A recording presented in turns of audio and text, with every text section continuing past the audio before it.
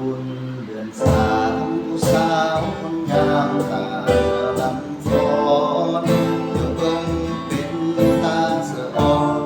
พากันมาฟ้อนตะอ่อนสอนลาย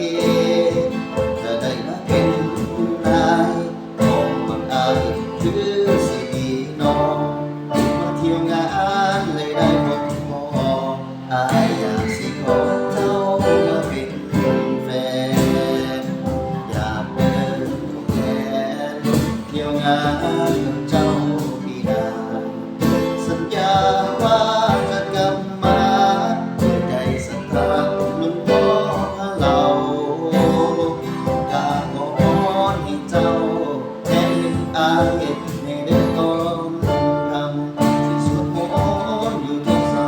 คำแต่คุณนำสมหวังกับเจ้าหลงทางผู้สาวนักลำงานวัดพระเหล่าประเพณีสืบสานมาแต่เก่าผู้เฒ่าผู้สาวพากันมาฟ้อ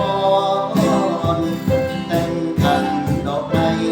มาเป็นผู้สาวสุขมาลงพอบุญเดือนสามจึงได้มาพอคืองานแทนน้องผู้สาวนางล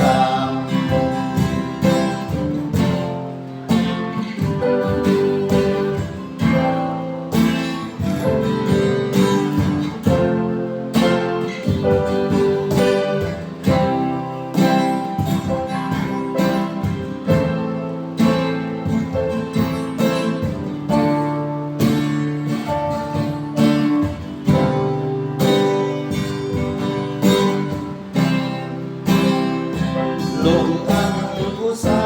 วนักลำงานวัดพะเหล่า